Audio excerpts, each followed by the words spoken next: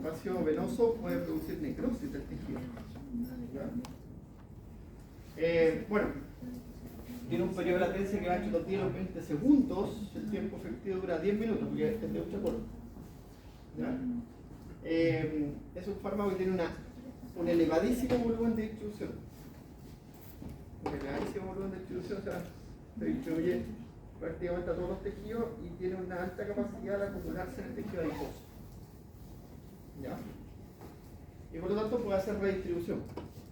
Eso quiere decir que se va almacenando el tejido adiposo, diferentes estados, sobre todo diferentes estados de hipotensión, y la vasoconstricción refleja, vuelve a la circulación general. Y eso lo que analizamos en la primera materia que se llamaba redistribución. ¿Eso bueno? Ya.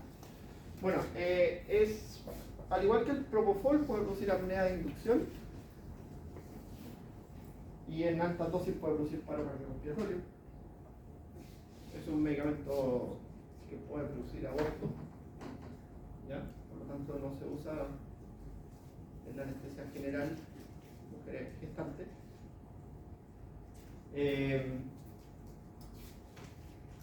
Ahora, sí mantiene algunos reflejos respiratorios, ¿ya? Y eso hace, por ejemplo, que se revierta fácilmente la apnea en los pacientes intubados, ¿ya? Reduce la presión intracraniana, eso es algo que hay que destacar porque a diferencia de la ketamina y el etomidato que la aumenta, ¿ya? Lo disminuye. No es analgésico y es muy mal relajante. Si quiere inducir relajación muscular, tiene que dar con. Entonces, algunas recomendaciones para su uso: administrar dosis respuesta, siempre por la vía endovenosa lenta, siempre usar con premedicación, porque la premedicación, el objetivo central es reducir la dosis de agente anestésico. ¿Ya? Si bien cierto, la premedicación nació como un objetivo, el objetivo principal de la premedicación fue como relajar al paciente, tranquilizarlo. Ahora, más bien el objetivo de la premedicación es buscar reducir el uso de estos agentes que son complejos. ¿Ya? Bueno, la duración de su efecto es de 5 a 15 minutos, por lo tanto hay que actuar rápidamente. La dilución del fármaco dura de 3 a 7 días a 5 grados Celsius, porque claro, esto es lo que se prepara. ¿Ya? Hay que prepararlo con líquido de dilución de fármacos, que es agua destilada, básicamente. ¿Ya? Evaluar la condición corporal, edad y estado fisiológico del paciente y las interacciones farmacológicas. Esas cosas ustedes las van a ver de repente. Yo antes decía, no, que venden es agua para dilución de fármacos, ¿ya? Y yo antes decía, agua nomás, ¿sí? Y cuando hacíamos, por ejemplo, mucho ensayo y cosas así, cambia cuando uno usa esa agüita que cuando usa agua, el suelo fisiológico, por ejemplo, que mucha gente usa. De hecho, en el tiopental, el suelo fisiológico hace que dure menos. Entonces, es una tontería, pero nosotros compramos un agua en el laboratorio que es libre de RNasa y DNasa, de agua. Y es la agua mágica, digo yo, porque sin esa agua no funciona nada. Uno usa agua destilada y cosas, se echa por todo. ¿Ya? Entonces son cosas que están hechas. Ya puede producir depresión respiratoria central, hipotensión, arritmias ventriculares, necrosis subcutánea si pasa al espacio extravascular, reacción tipo apteno, ¿cierto? Que es la reacción de hipersensibilidad tipo 1 tipo apteno, que es cuando el fármaco se reconoce como antígeno. Entonces se unen anticuerpos al fármaco. IgG y IgM se unen al fármaco y forman un complejo que se deposita en los tejidos y produce respuesta inflamatoria. Y también de granulación de mastocitos. Puede producir aborto y puede producir la muerte. ¿Ya? Los no barbitúricos, ahí está el propofol, la eretomida de la ketamina. ¿Ya? Si nosotros miramos el propofol, básicamente el propofol es igual que el tiopental. La única diferencia entre el propofol y el tiopental es el aclaramiento del propofol, que es 6 veces mayor. ¿Ya? O sea, el propofol se elimina rápido. El propofol se elimina por glucuronidación. Entonces, acuérdense ustedes que cuando vimos metabolismo yo decía que las glucuroniasas eran como el mecanismo enzimático prioritario o mayor en el ser humano. ¿Ya? Ya. El etomidato y la ketamina. Bueno, estos medicamentos actúan todos, igual que todos los medicamentos anestésicos, ¿cierto? Con la sinapsis GABAérgica. Por ejemplo, ahí está con propofol y sevoflurano, aumenta la entrada del GABA. Aquí tenemos, ¿cierto? Con la ketamina lo que hace es bloquear el receptor NMDA, principalmente.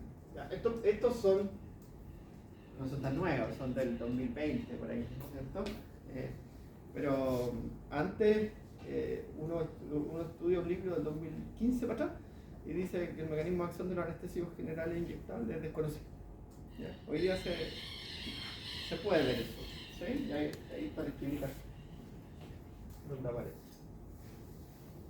Ya, entonces, aquí, de nuevo mirando esta tablita, ¿cierto? Va a ser un resumen final antes de describir los últimos fármacos. Presta atención, por ejemplo, tiopental, en las formulaciones, ¿cierto? Destaca el propofol como una solución, ¿cierto? Que se llama emulsión, que está formada por soya, por glicerol, por elementos del huevo, ¿cierto? Que pudiesen, como les decía yo, generar reacciones de hipersensibilidad en pacientes alérgicos, ¿ya? El propofol. Entonces, muy importante la pregunta ahí del anestesista. Si es alérgico al huevo, si es alérgico a la soya, algún tipo de alimento, antes de usar el propofol. Lo otro, después si lo miran, ¿cierto? Si miramos el nivel hipnótico mínimo, el más potente, ¿cierto? Es el etomidato. Mira, etomidato, ¿cierto? Después si miramos, ¿cierto? Bueno, obviamente la dosis de inducción mínima. El aclaramiento, si nosotros miramos el aclaramiento, es mucho más marcado en el propofol. Después sigue la ketamina con el etomidato, están acá. Y miren el tiopental, su aclaramiento, ¿cierto? Mucho. ¿Ya? El porcentaje de una proteína, ¿cierto? Destaca la ketamina, la que tiene menor porcentaje de una proteína. Entonces ahí, porque en un momento, ¿cierto? Les decía yo, hay que elegir qué fármaco usar. ¿Sí? Y estos 5 fármacos, creo que son las familias farmacológicas más reducidas que hemos visto. De estos 5 fármacos tú puedes moverte. Necesitas que el fármaco se elimine más rápido, propofol. Necesitas que el fármaco no sea una proteína, ketamina, o sea una poca proteína. Ya en pacientes con hemorragia, ¿sí? Si necesitas que el medicamento, ¿cierto?, actúe rápidamente, etomidato y ketamina. ¿Ya? Si tú necesitas que uno mantenga la función cardiovascular, etomidato y ketamina. Otro que no aumente la presión intracraniana, el propofol y tiopental. Y ahí, mira, con estos 5 fármacos, como tú te puedes ir, ¿cierto?, moviendo. ¿Ya? Bueno, el propofol, ¿cierto?, se une a proteínas plasmáticas altamente, ¿cierto? Tiene un metabolismo por gluco y sulfoconjugación hepática. ¿Ya? Hay un retraso en obtener un equilibrio entre las concentraciones plasmáticas y cerebrales, que eso se llama esteresis. Se logran antes las concentraciones cerebrales que las plasmáticas. Y eso demora un poquito el tiempo de efecto. Porque tiene que haber un equilibrio para que se genere. Y la emulsión lipídica favorece la proliferación bacteriana y fúngica, entonces asepsia en la manipulación del propofol absoluta. ¿Ya? Existe un fosfopropofol, que es como un profármaco. ¿Ya? Tiene muy poca distribución. Y tiene las mismas reacciones adversas que el tiopental, incluso tienden a ser mucho más marcadas sus reacciones. ¿Ya? Entonces aquí están los factores que influyen en la cinética del propofol. Por ejemplo, el despertar es mucho más rápido en hombres por tener el aclaramiento aumentado. La edad, ¿cierto?, por disminución de una serie de factores, ¿cierto?, y se elimina más lento el fármaco. ¿Ya? En la obesidad, ¿cierto?, el volumen de distribución y la semilla de eliminación permanecen sin cambios, pero las interdosis tienen que ser aumentadas. ¿Ya? Entonces, cuando hacen, ¿cierto?, este intervalo de dosis, que es en el TIVA, que decía yo, esta jeringa grandota que está en el equipo de infusión, tú le pones el tiempo de reinyección más corto. Normalmente es cada 15 minutos, pero se baja a 10 cuando es un paciente con sobrepeso. ¿Ya? En la insuficiencia renal y hepática, ¿cierto?, el cirrótico e insuficiente renal, hay pocas diferencias en las dosis.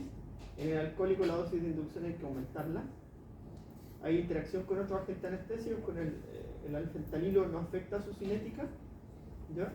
Pero sí disminuye su aplanamiento. Ese es el alfentanilo. Estaba en uno de los gráficos al principio, ¿cierto? Como cuando se usaba en conjunto con el propofol. El etomidato y la ketamina, ¿cierto? Que son los últimos que vamos a mirar. Esos medicamentos tienen la ventaja de que mantienen la función cardiovascular, incluso tienden a aumentar la frecuencia cardíaca. Los otros son todos hipotensores. ¿Ya? Bueno, si bien cierto, bueno, el etomidato no afecta la acción de los relajantes musculares, ¿ya? Tampoco produce esta reacción asociada al complejo del aptenio, ya que la tiene el tiopental y el propofol, lo tienen en ambos.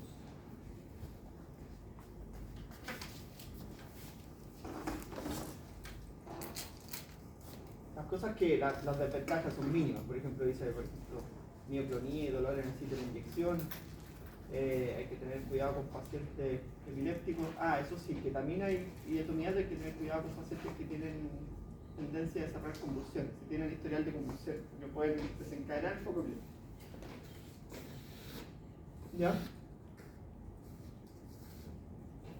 Ahí está la ketamina, que produce un estado disociativo, ¿ya? Que se mantienen algunos reflejos. Es un buen analgésico y, como les decía yo, mantiene la función cardiovascular. Hola. Eso.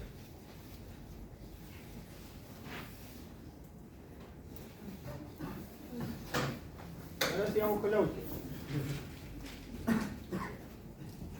Esta es la última clase del semestre. Los anestésicos generales inhalados. En esto lo estudia un poquito cosas distintas, porque vamos a mirar cómo funciona la máquina anestésica, ¿cierto? Y estamos estudiando, ¿cierto?, la función de los gases. Entonces vamos a recordar un poquito algunas cosas.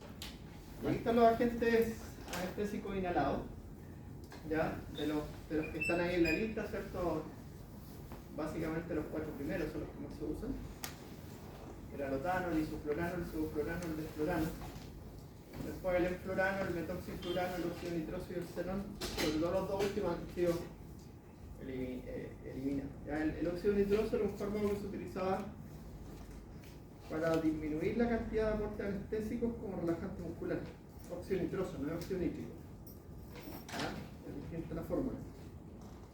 Y se dejó de usar por lo mismo, por la alta capacidad de generar estrés oxidativo.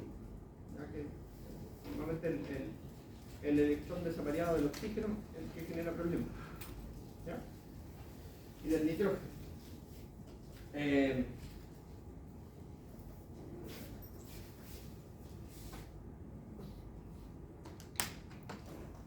Bueno, los dividimos, ¿cierto?, en halogenados y no halogenados. ¿Ya? Donde está los halogenados, básicamente está el alotano. Estos medicamentos, ¿cierto? Mira, si ustedes lo miran, y no vamos a entrar mucho en detalle con esto, pero lo que hemos visto anteriormente, son capaces de incrementar, por ejemplo, la sinapsis GABAérgica de glicina, bloquear la sinapsis de glutamato, ¿ya? Y interactuar con canales iónicos en diferentes niveles, ¿ya? No vamos a echar mucho en detalle, como les decía yo, con eso, porque son efectos que no están definitivamente comprobados que sean así. Ya, pero la acción anestésica general siempre está asociada a la estimulación de la sinapsis GABAérgica y a un bloqueo de la sinapsis de glutamato. ¿Ya? Con eso suficiente.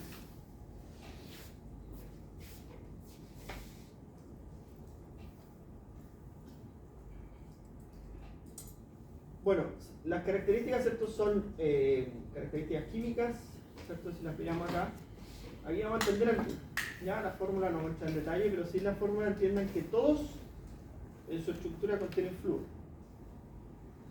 Entonces todos tienen la potencialidad de generar cierta toxicidad por flúor. ¿Ya? La toxicidad por flúor puede darse a nivel renal o a nivel hepático, ya que este compuesto tiene la capacidad de quedarse y producir, ¿cierto?, una hepatitis o una pielonefritis, ¿cierto?, por flúor. ¿Ya? Bueno, si nosotros, bueno, los pesos moleculares, ¿cierto? Si los ven, son todos bajitos. Por lo tanto, son sustancias altamente liposolubles. Entonces, ahí se ven los coeficientes de partición sangre-gas, ¿cierto? Que son altísimos. ¿Ya? Cerebro gas, grasa gas, hígado gas, músculo gas, aceite gas, agua gas. ¿Ya? Todos van a distribuirse a todos los tejidos. Básicamente cómo se logra la anestesia es cuando tú tienes un alveolo, ¿cierto? Y aquí tú tienes anestésico inhalado, ¿cierto?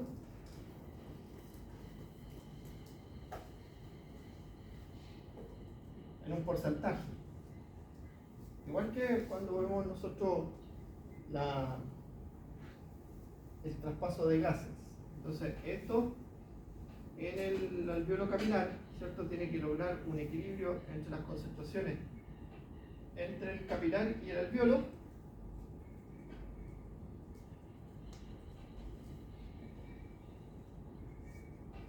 Y el cerebro. Entonces, tiene que haber un equilibrio entre las concentraciones. Cuando se logra el equilibrio entre las concentraciones, se produce la anestesia general. ¿Ya? Entonces, normalmente, cuando se usan los anestésicos generales inhalados, la dosis se conoce como MAC, que significa la concentración alveolar mínima. ¿Ya? Eso se lo va a preguntar el doctor Salvador cuando haga el taller. Lo primero que nos pregunta es la MAC. ¿Qué es la MAC? La concentración alveolar mínima, que es la concentración del anestésico, ¿ya?, que mantenía estable durante 5 minutos, logra el estado anestésico en el 50% de los pacientes. ¿Ya? Entonces, la MAC, que ahí está la definición más adelante, es la concentración del anestésico que mantenía estable durante 5 minutos, logra el estado anestésico en el 50% de los pacientes. ¿Ya?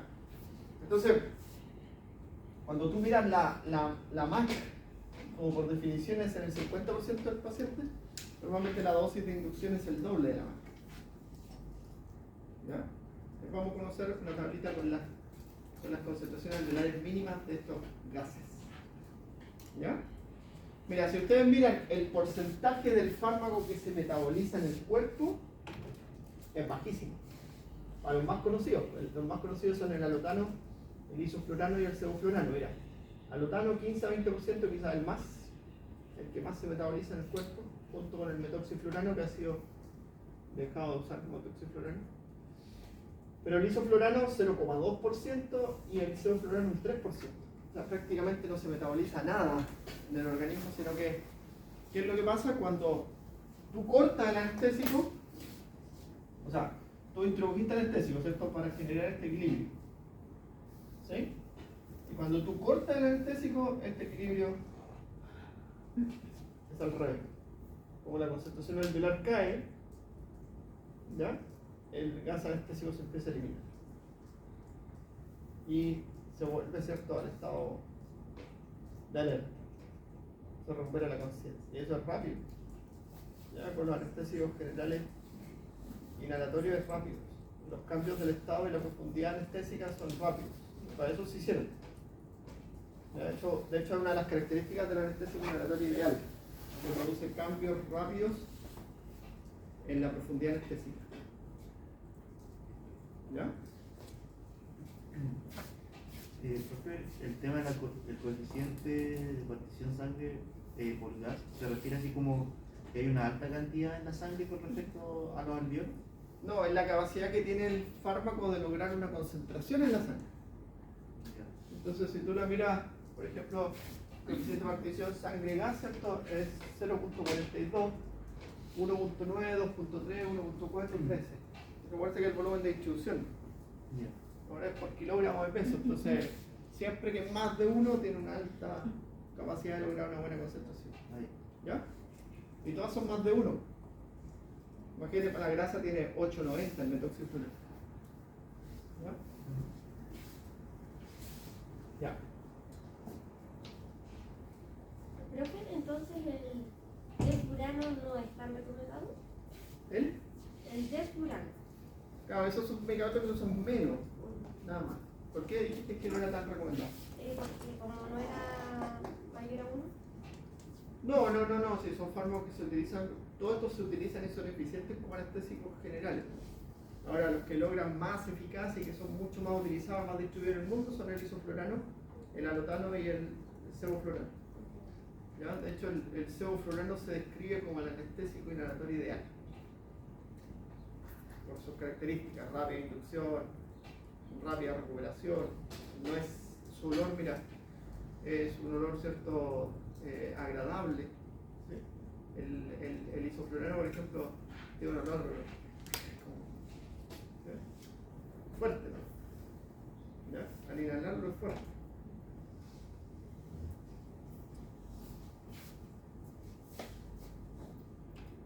Ya, la máquina de anestesia, ¿cierto? Funciona. Si ustedes buscan el enchufe, hoy no se ve nada. Pero si ustedes, vamos a hacerla acá. Si usted no le encuentra nada a la máquina de anestesia en el enchufe, es porque no tiene enchufe. ¿Ya? Mira, siempre va a tener una fuente de oxígeno. ¿Ya? Esa fuente de oxígeno va a pasar por un aparatito que se llama vaporizador.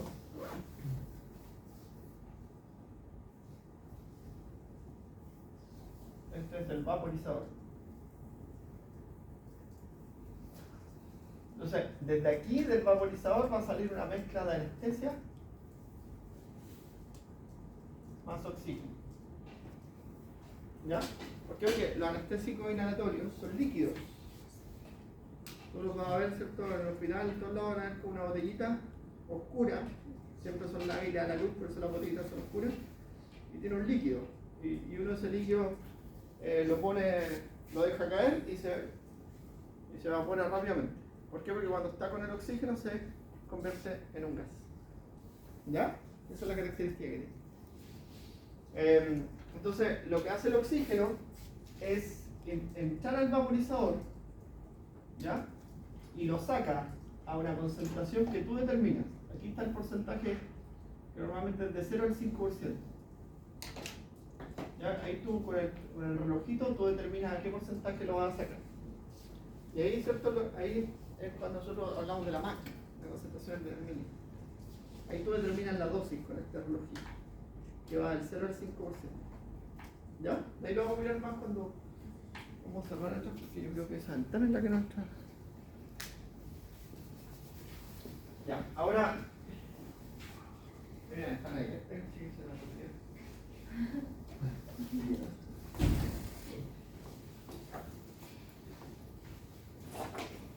Ahora,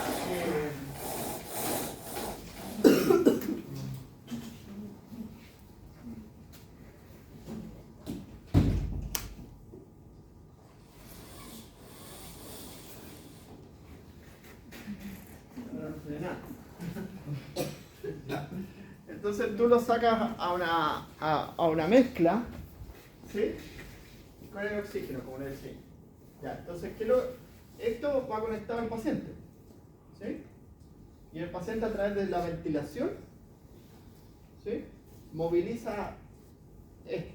Entonces, por ejemplo, entra el paciente, la mezcla de oxígeno y anestesia, ¿ya? Y el paciente en la expiración, ¿cierto? Bota CO2 y anestesia. ¿Ya? Y normalmente esta mezcla de CO2 y anestesia entra a un aparato que lo limpia el CO2.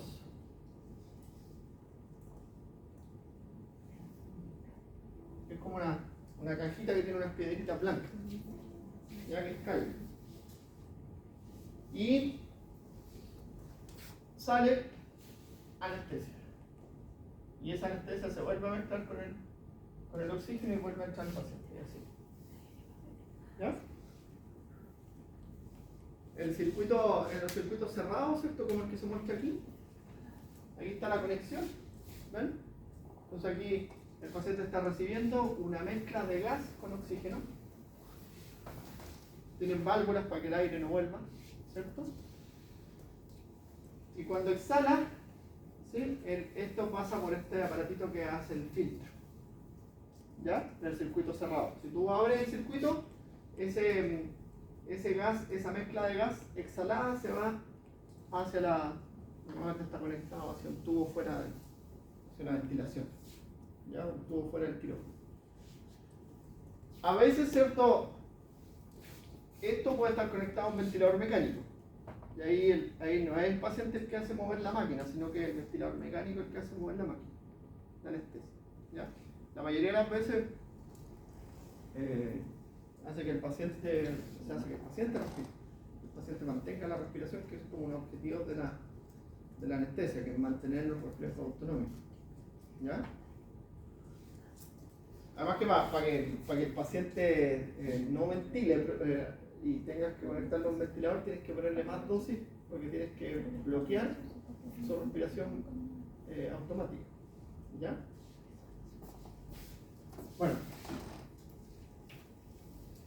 Bueno, los anestésicos aleatorios ideales, esto como le habíamos dicho antes, permiten cambios rápidos de la profundidad anestésica. También, ¿cierto?, tienden a potenciar la acción de los relajantes musculares y los otros fármacos. ¿Ya? Tienen un rango terapéutico amplio. Eso quiere decir que tú puedes tener concentraciones del 0 al 5% casi sin problemas. ¿Ya? La reacción adversa a medicamentos y su toxicidad es mínima. Casi todos cumplen con esto y tienen una inducción anestésica rápida y suave. ¿Ya? Casi todos cumplen con esto. Bueno, la MAC, entonces, la concentración alveolar mínima que mantenía estable por 5 minutos e induce el estado anestésico, ¿cierto? O produce la falta de la respuesta al estímulo doloroso, como lo definieron, en el 50% de los pacientes. Y es inversamente proporcional a la potencia. ¿Qué quiere decir eso? Que si un anestésico tiene menos MAC, tiene más potencia. ¿Sí? ¿En qué caso se utiliza el ventilador conectado a la máquina de anestesia? Eso lo decide el anestesista. Pregúnteselo al doctor Salvador. ¿Ya? Pero la verdad, yo creo que debería ser en las cirugías de tórax, porque ahí tú tienes que bloquear la respiración. Pero ahí se bloquea la respiración con fármacos bloqueantes de placa. Con el cichacurio, el atracurio, se bloquea la respiración y tú lo ventilas con el ventilador mecánico. ¿Ya? Pero pregúntale al doctor, son preguntas que tienen que ir con. ¿Ya? Tiene que haber un criterio para determinar eso. ¿Sí? Ya. Mira, entonces, la concentración mínima, ¿cierto? Aquí están por edades. Pretérmino, recién nacido, de 1 a 6 meses y el adulto. Pero si nosotros miramos cuál es el que tiene la menor concentración mínima,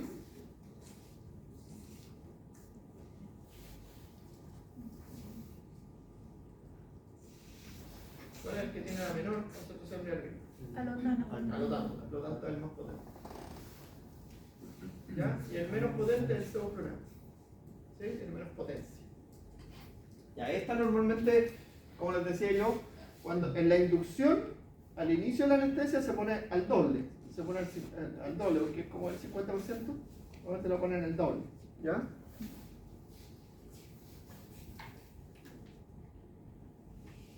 Ya, y los anestésicos generales, ¿cierto?, inhalados, tienden a producir un estado de anestesia cuando logran un equilibrio. ¿Ya?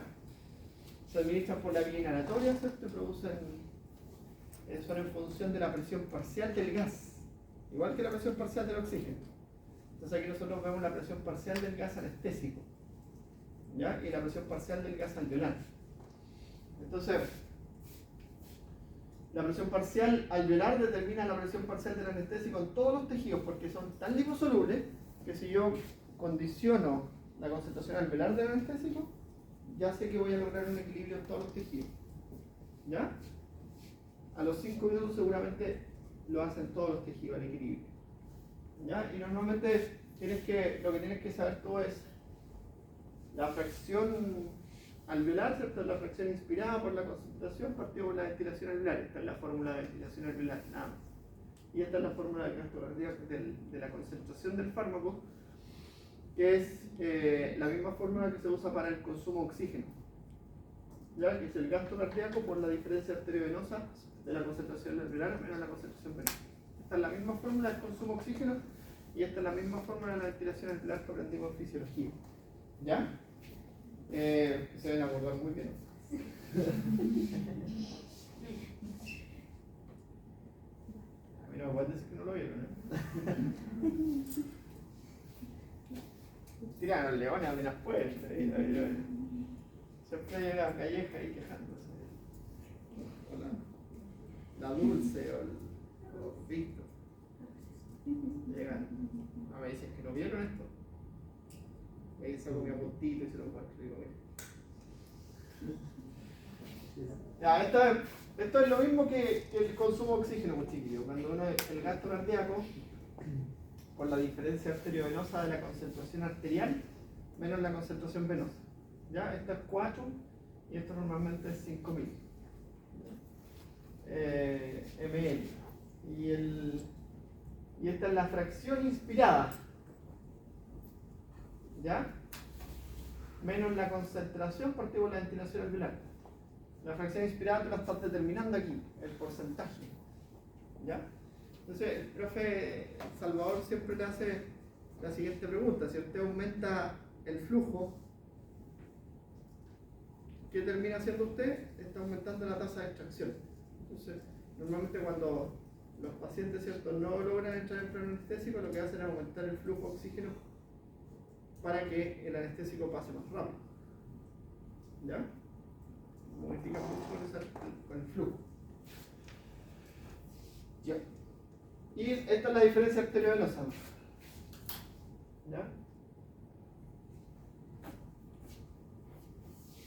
Depende, obvio, tiene que estar en la fórmula del gasto cardíaco porque depende de la irrigación del pulmón. Sin duda. Si no, ¿cómo se extrae? ¿Ya? Entonces la fracción inspirada del anestésico es importante. La ventilación del alveolo. ¿Ya? Si el paciente está respirando, va a captar más anestesia. ¿Ya? La captación del anestésico desde el alveolo, ¿cierto?, depende del gasto cardíaco, del coeficiente de solubilidad sangre-aire del anestésico, que tan soluble el anestésico, todos cumplen eso. ¿Ya? De la diferencia de la presión parcial del anestésico entre la sangre venosa mezclada y la sangre alveolar. Y el alveolo, la concentración. Lo que habíamos dibujado hace un ratito. Entonces, yo necesito que este alveolo tenga una fracción inspirada en anestesia. ¿Ya? Necesito que este alveolo esté correctamente ventilado. ¿Sí? Y además necesito, ¿cierto?, que este alveolo reciba un flujo de sangre adecuado, un gasto cardíaco adecuado, que el fármaco pueda pasar aquí, ¿cierto? Y además, ¿cierto?, que se genere una diferencia entre la concentración del anestésico aquí y la concentración del anestésico acá. Cuando esto se transforma en un equilibrio, el paciente se va a anestesiar. ¿Ya? Entonces, cuestiones que pueden alterar la anestesia, por ejemplo, que no haya un adecuado aporte de oxígeno. Si no hay oxígeno, la máquina no va a funcionar. Si el paciente no ventila, no va a recibir anestesia. ¿Ya? Entonces esas son cosas que tienes que son como básicas, pero son obvias en esta cosa. Son necesarios saberlo, digamos. El coeficiente de solubilidad sangre-aire, ¿cierto?, es un concepto. ¿Ya? Y ahí está, pues mira, el gas alveolar, sangre alveolar cerebral. Entonces ahí está el equilibrio, ¿ven? El equilibrio del anestésico en los tres compartimentos: sangre, alveolo y cerebro. Y ahí es cuando se logra la anestesia. Inicialmente están en el alveolo, después en la sangre, y eso ocurre en segundos. Si los periodos de latencia de estos fármacos son súper cortos. ¿Alguien lo ha anestesiado? ¿No? ¿Sí? Con máscara, ¿no? Entonces te empieza a dar cuenta para atrás, ¿cierto? Y no llegáis ni al 6. ¿Sí? 10 atrás. Sí. Bueno.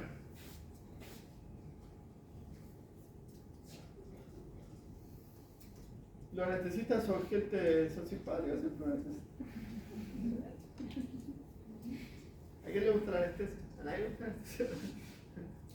No, una pega muy tranquila porque el anestesista hace turno, de día normalmente, se opera de día normalmente. Y en un pabellón a veces hay un anestesista y hay 4 pabellones. Y el anestesista está controlando, ¿no? Es una pega súper tranquila.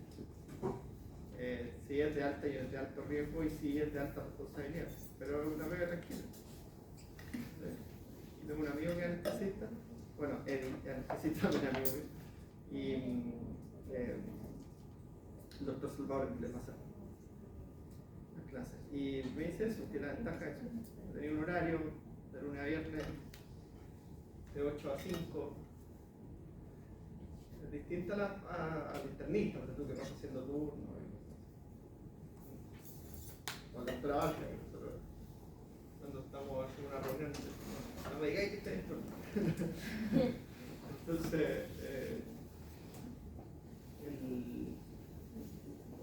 es distinto. ¿Ya? Bueno, yo de los estudiantes que he tenido, muy pocos se han dedicado a la anestesia. Súper poco. La otra vez me tocó que me anestesiara una alumna. La penúltima vez que me operé fue agradable. Salió todo bien. Yo no puse en duda nada. Alguna vez le he hecho fármaco, fisiología, así que aquí no obligará. La anestesia es pura fisio y fármaco. Ya, yo de hecho por eso le estoy haciendo clase a ustedes, porque en mi profesión en la medicina veterinaria yo me especialicé en anestesia en clínica. Y me gustó mucho la parte de estudiar la fisiología de fármaco de nuevo. ¿Sí? Los libros de anestesia son pura fisiología y fármaco. Yo tengo uno que es grandote, así, son 2 tomos. El primer tomo es fisiología y el segundo tomo es fármaco. La anestesia tiene como 2 capítulos al final del segundo tomo. Y por eso me dediqué a la física de la fármaco, la anestesia. Es súper entretenido. Además que uno anestesia y uno dice, cuando yo corté la anestesia, el paciente estaba vivo. Y se va. Después la pegan del cirujano, la enfermera. Bueno.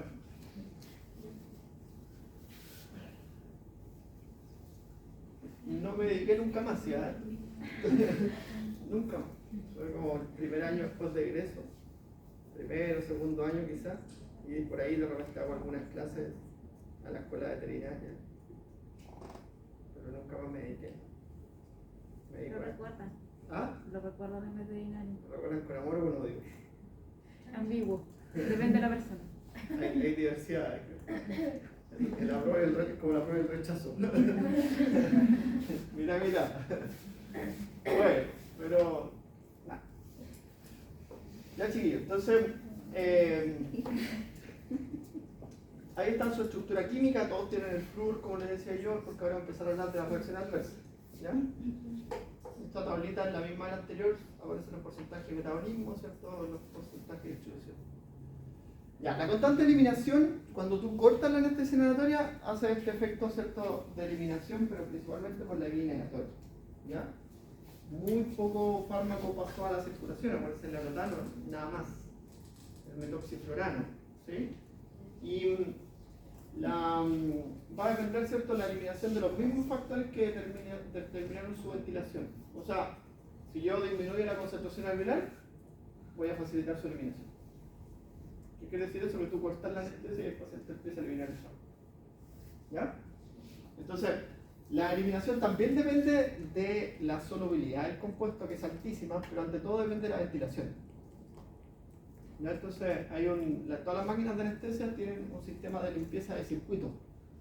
Que tú cortas, aprietas 2 cositas básicamente, y con un botón puedes limpiar el circuito de la anestesia y dejar el circuito solo con oxígeno. Y eso va a hacer que el paciente elimine más rápido el fármaco. ¿Ya? Bueno. Los que sufren metabolismo, ¿cierto? Ese metabolismo va a ser hepático. ¿Ya? Entonces ahí está el alotano. El alotano, que el problema que produce en su metabolismo un compuesto que es el ácido trifluorocético, ya que también lo producen algunos otros compuestos como el desflorano, por ejemplo. Y ahí está la explicación por qué el desflorano ha dejado de usarse. ¿Ya? Ese compuesto, el ácido trifluorocético, puede producir una hepatitis fulminante. ¿Ya? Normalmente produce una insuficiencia hepática. Es grave. Pero esa manifestación es en menos del 5% de los pacientes. Ya incluso yo diría menos del 2 al 2,5%. ¿Ya?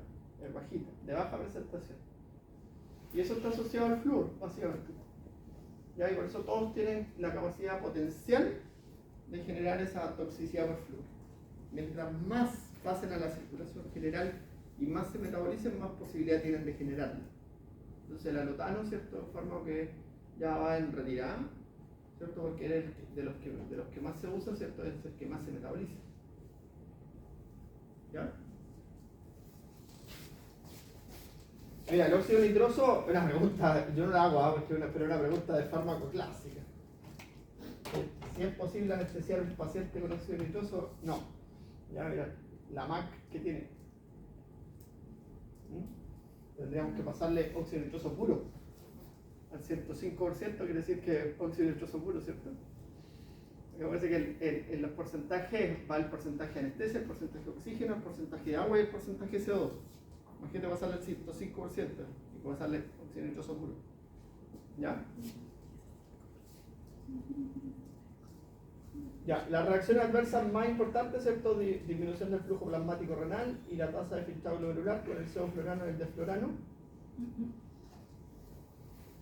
Y la nefrotoxicidad por flúor, ¿cierto? Que la producen todos los que tienen flúor.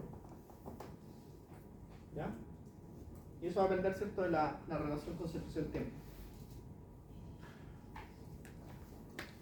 En la función hepática, ¿cierto? Reducen el aporte de oxígeno a los hepatocitos, generando incluso hepatotoxicidad. El enflorano, isoflorano, desflorano y alotano, ¿ya? El alotano puede producir un 20% de disfunción hepática leve, porque se ha visto que después de la anestesia con alotano aumenta la concentración de enzima hepática, ¿ya? Y la hepatitis masiva, ¿cierto? Se produce en el 1 al 2%, ¿ya? Y normalmente está dada, ¿cierto? Desde el punto de vista inmunológico, en exposiciones repetidas al alotano. Entonces, un mal historial con alotano no es recomendable repetir. ¿Ya?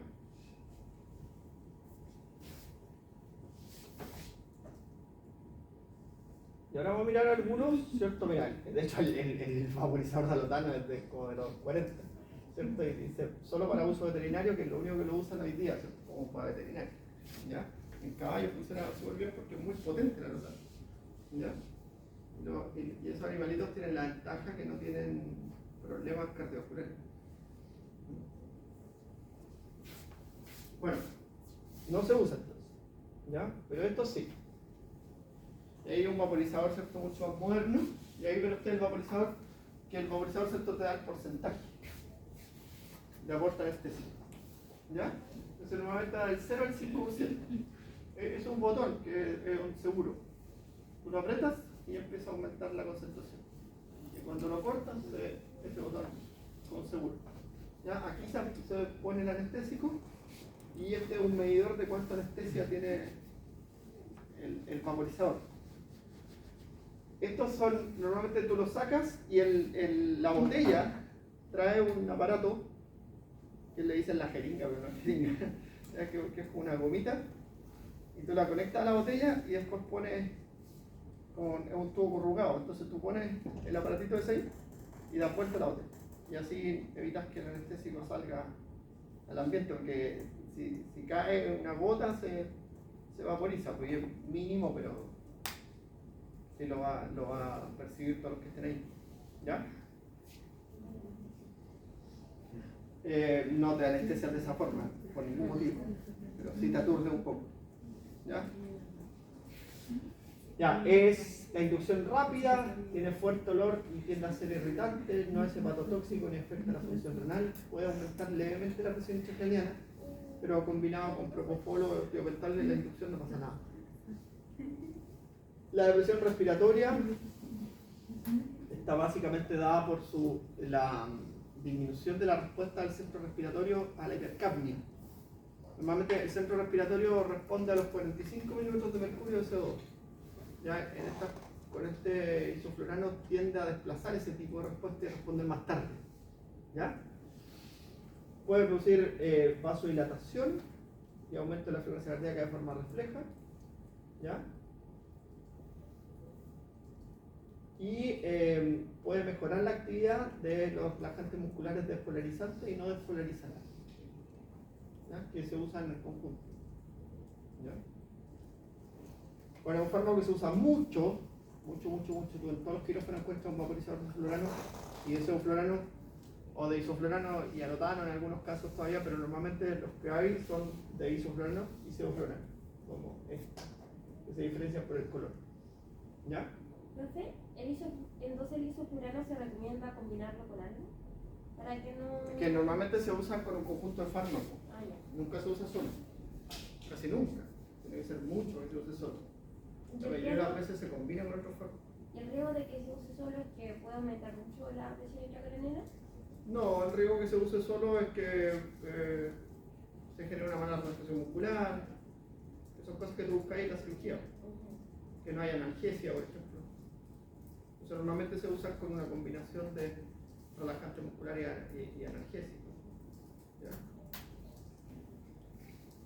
¿Pero la combinación se coloca en el vaporizador o...? No, la combinación tú la pones por la vía endovenosa. Y este fármaco se inhala. ¿Sí? Acuérdense que en los estados de la anestesia, en la premedicación, por ejemplo, tú puedes premedicar con midazolam y fentanilo, que es un opioide más un relajante muscular, inducir con propofol, ¿sí? Y mantener con isoflurano. La opción es solo premedicar con midazolam y el opioide y mantener con isoflurano. Porque con el midazolam el paciente va a estar semicomatoso casi. ¿Ya? Son opciones nada más. ¿Ya?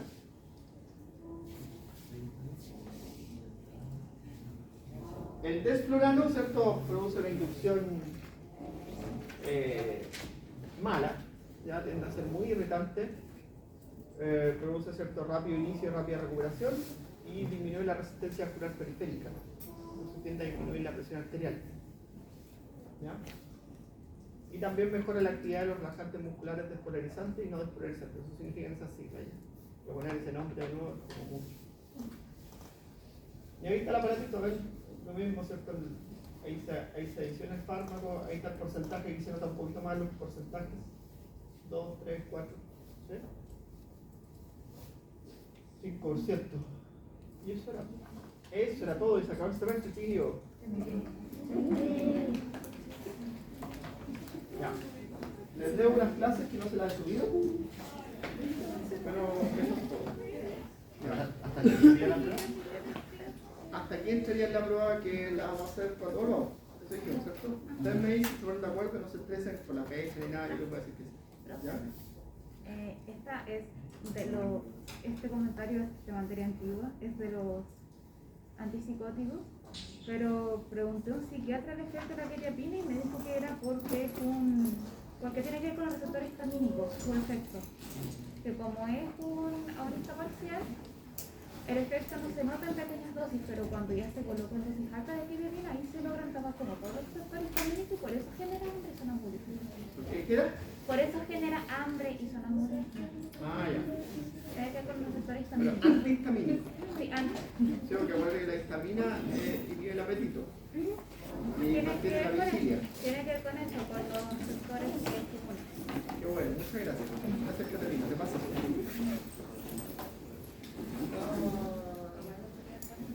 Ya. Ataque de 12 segundos ya. Voy a atenderlos. Oye, ¿alguien me da una prueba hoy día? ¿Sí? Ya.